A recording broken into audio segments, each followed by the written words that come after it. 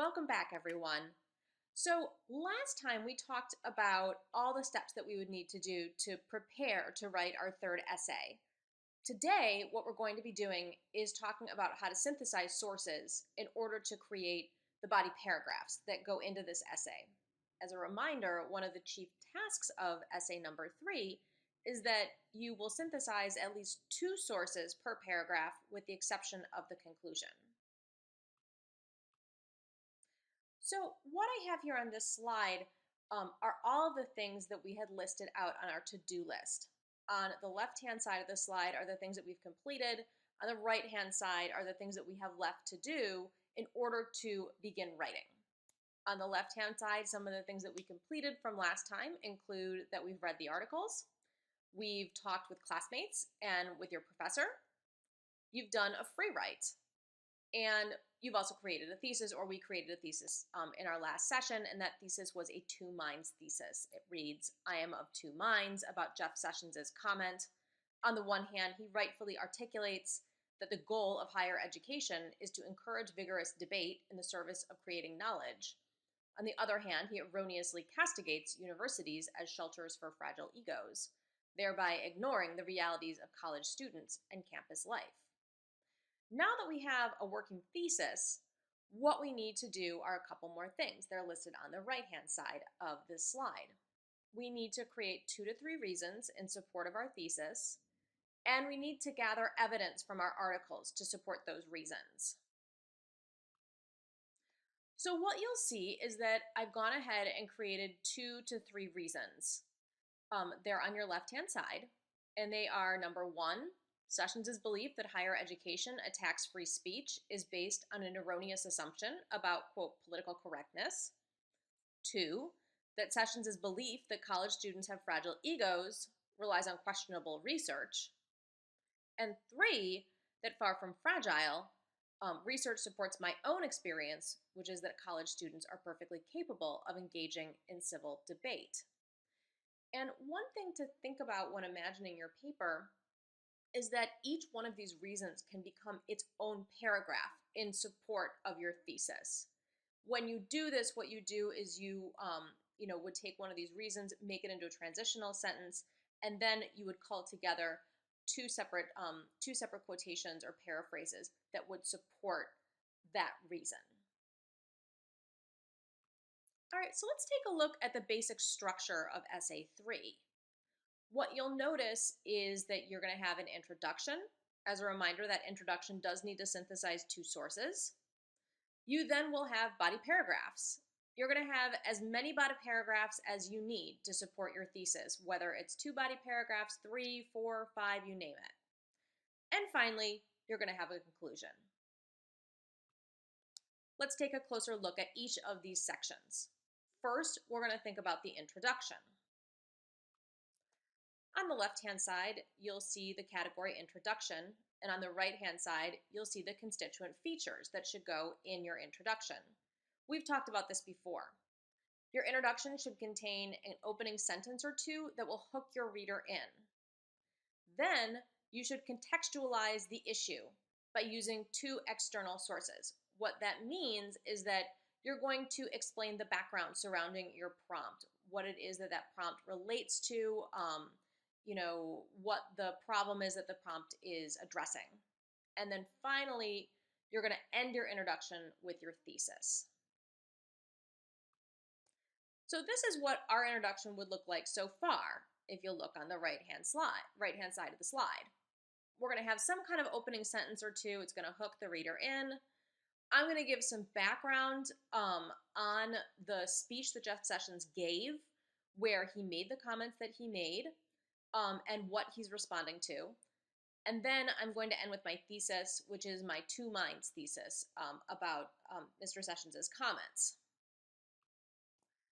Now, let's focus on the body paragraphs. So here's some general guidelines for your body paragraphs. You'll see them on the left-hand side. Each body paragraph should explore 1 reason, and evidence within the paragraph is going to support that reason. So if you look on your right-hand side, we have what a kind of outline might look like of the body paragraphs of your essay. Body paragraph 1 would make a claim about reason number 1, and it would provide evidence to support that claim. Body paragraph number 2 would make a claim about reason 2 and would provide evidence to support that claim. Body paragraph number 3 would make a claim about reason number 3 and would provide evidence to support that claim, and so on and so on and so on until you've proven your thesis adequately. Got a little lost here. All right, let's take a look at what one single body paragraph would look like. So we've got our body paragraph category that's on the left-hand side. On the right-hand side, you'll see the constituent features of each body paragraph. Each body paragraph should start with a transitional sentence that's going to provide a claim for the paragraph. That is, that it will usually discuss what that reason is. It's going to support the thesis. That reason will become the main claim for the paragraph that will be then proven. Then what you're going to have is a quotation sandwich from your first source. As we've talked about last time, a quotation sandwich means that you will introduce the source, you'll quote or paraphrase the source, and then you'll explain or analyze that quote. Next, you're going to have some kind of a transition from your first source to your second source. That transition can be as small as a clause, and it can be as long as a sentence or 3. After your transition, you're going to have a quotation sandwich for your second source. Again, you're going to introduce that source, you're going to quote or paraphrase it, and you're going to explain or analyze it. And then finally, you're going to end the paragraph with a sentence or more connecting the two sources together. By that, I mean showing the connection that exists between those sources for your reader. And that's what synthesis looks like. So let's take an example. What you'll see on the left-hand side is each of those pieces that we just talked about. Each one is color-coded. And then on the right-hand side is an example of what each one of those pieces would look like, also color-coded, so that you can see the correlation. All right, so we're going to start with our transitional sentence, which is going to provide the claim for our paragraph. And it reads, Sessions' mischaracterization of universities as daycares for, quote, fragile egos relies not only on his assumptions about political correctness, but also on a quietly questionable stereotype of college students as snowflakes, who have been overprotected by helicopter parents and then encouraged into oversensitivity by professors eager to provide trigger warnings and safe spaces. The result of such care, according to the stereotype, are students who have become intolerant to any opinion that differs from their own. So as you can tell, I've taken one of the reasons that I discussed, which is the questionable research that Jeff Sessions relies upon. And I imagine that this paragraph would probably come right after a paragraph where I talk about Sessions' definition of political correctness.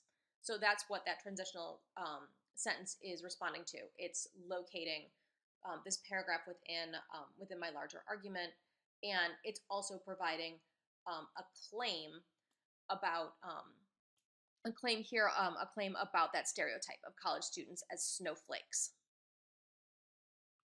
Okay, now that I have the transitional sentence, I'm going to add in my quotation sandwich for my first source. It's written in green, and it reads, According to Catherine Rampal, a nationwide survey found that college students neither understand free speech nor how to respond to it appropriately.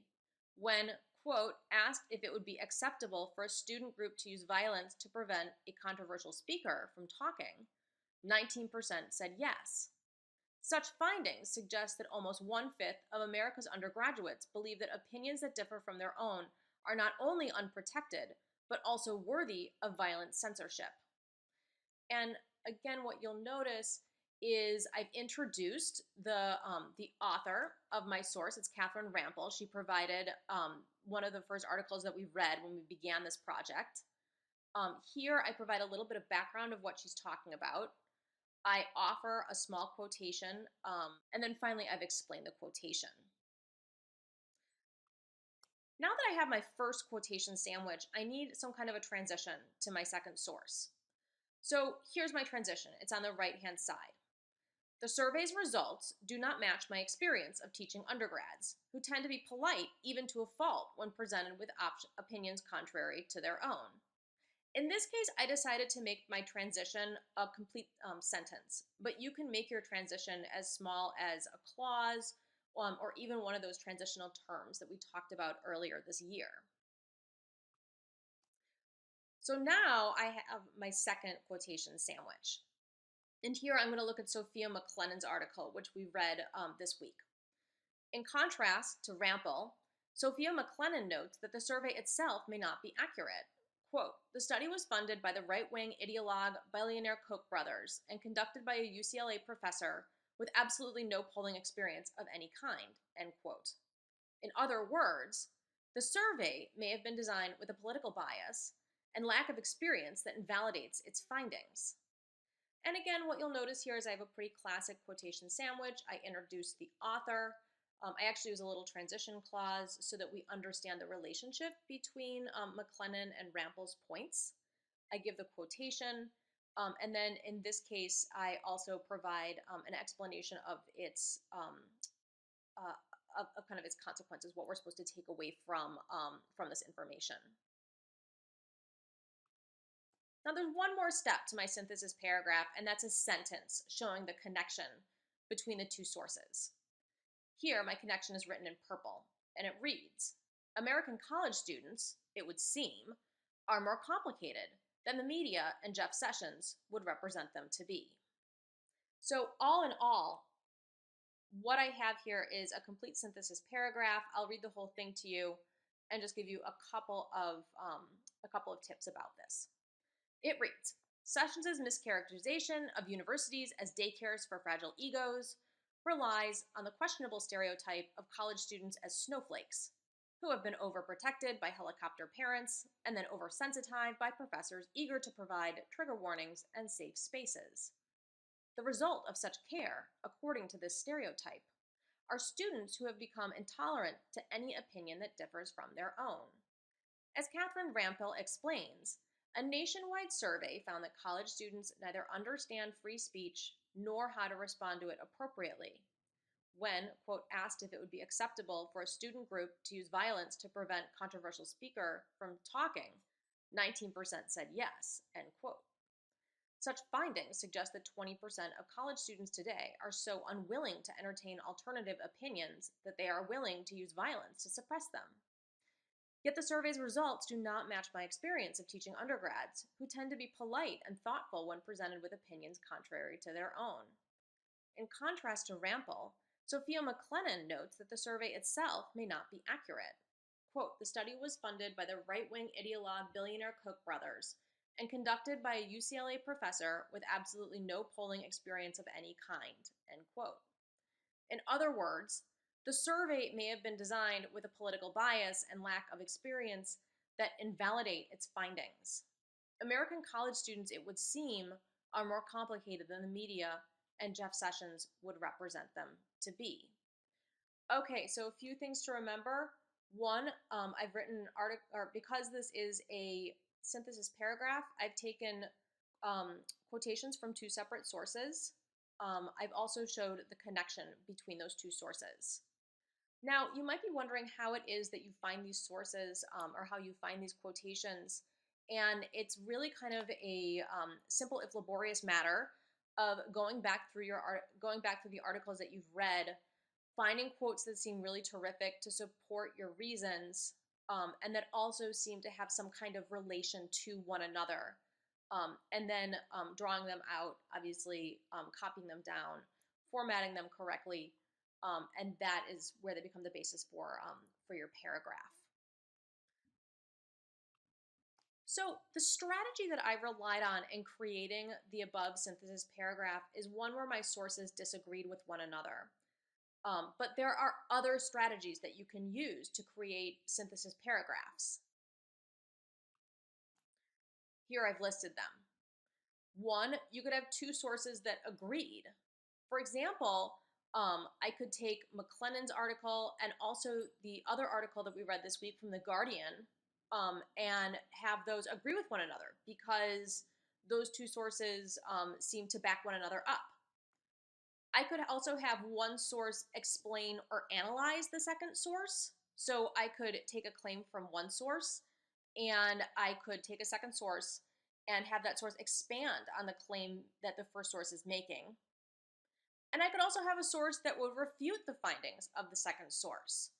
And that's somewhat similar to what I've done here, where I've taken a claim from one source, and then I've also had this other source that has sort of begun to, in this case, not refute it, but seriously call it into question. All right, that is pretty much how you create synthesis paragraphs. Um, it can be a little bit tricky when you get started doing it. So please let me know if you have any questions.